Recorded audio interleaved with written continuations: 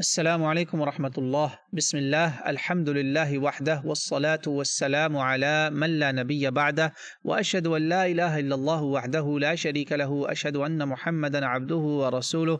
أما بعد، قال الله تعالى في القرآن الكريم: فمن اضطر غير باغ ولا عاد فلا إثم عليه إن الله غفور رحيم.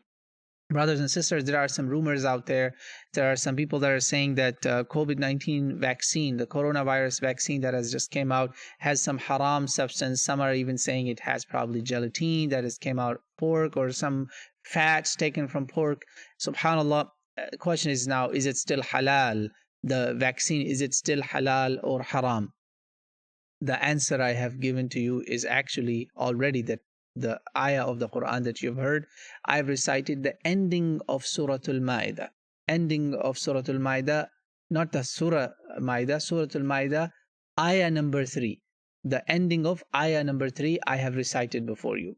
This ending is very critical because Allah subhanahu wa ta'ala, wherever He mentions anything haram in the Quran, almost all the time, there are at least 5 references I have for you in Surah Al-Baqarah, ayah number 173, in Surah Al-Ma'idah, this ayah number 3, and then Surah Al-An'am, ayah 119 and 145, and then Surah Al-Nahl, ayah 115. All these places in the Quran, Allah subhanahu wa ta'ala says, idtirar. If there is an idtirar, there is a necessity, you don't have a choice, it's halal for you. Intention is not to violate the boundaries of Allah subhanahu wa ta'ala. Intention is not to rebel against Allah subhanahu wa ta'ala. Intention is not to make sin. فَمَنِ اضْطُرَّ غَيْرَ بَاغٍ بَغَاوَ وَلَا عَادٍ فَلَا إِثْمَ عَلَيْهِ. Then such a person has no sin to consume such a thing that is of the harams, all the haram, all the muharramat, because Allah is indeed forgiving and merciful. Allah is very merciful, my brothers and sisters. Why such a relaxation has been given? It is for a very critical reason. I started with Surah Al-Ma'idah and I will end my answer on Surah Al-Ma'idah, because Surah Al-Ma'idah is one of the last surahs of the Quran in the order of revelation, wahi. Brothers and sisters, this life that you and I have is actually not ours. Allah is the giver and Allah is the taker. So when He gives that life to us, when He sends us on earth, from the day He sent our father Adam alayhi salam and then our mother Hawa, peace be upon her as well, we've been told that we are trustees on this earth. We are trustees. This life is a trust from Allah subhanahu wa ta'ala. He is the one who has bestowed this amana, a trust, to us, and therefore we have to preserve it.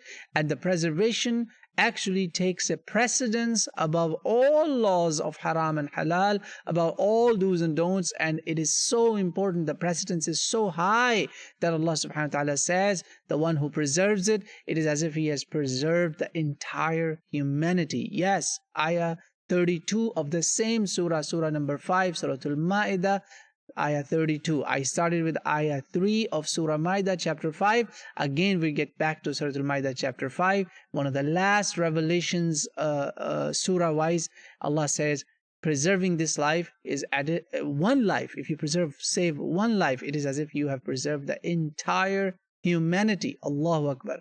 And therefore, taking one life is also as if taking the entire humanity's life. So that is the precedence. So whenever it comes to saving a life, preserving human life, Allah subhanahu wa ta'ala has allowed, and Prophet of Allah has also allowed. Remember those ahadith of Sahih Bukhari and many other books of hadith where camel's urine has been used for medicine. Allahu Akbar. There you go. So if camel's urine can be used for medicine, pork or blood or another dead animal or any other haram animal's bones or skin, whatever is necessary to preserve this life, not to rebel, but to become better believers, to be more grateful, to be more thankful, to be more appreciative of the blessings of Allah. And remember that always that since the earth belongs to Allah, Allah is a real master, therefore on this earth we will preserve this life to become better believers, to become better persons, inshallah ta'ala. If you have that goal, then using even a haram substance to become better people, to be better humans, to be better better people, better contributors to the good of the society, and to maintain the affairs of this world as He Almighty wants. Inshallah ta'ala, that's the entire idea. That's the entire philosophy of Islam.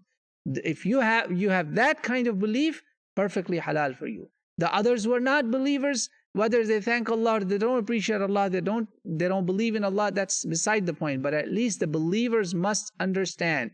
And those who are not believers, I hope they will also understand and they will become believers, inshallah ta'ala. This 5 minutes of your time, inshallah, hopefully will be a source of guidance for those as well who are not in Islam, inshallah. So yes, it is allowed, it is not harmful, inshallah, in the sense of our belief, in the sense of our spirituality. May Allah subhanahu wa ta'ala guide you and I, all of us, and give us strength and ability to live and die on Islam. Allahumma ameen. Thank you.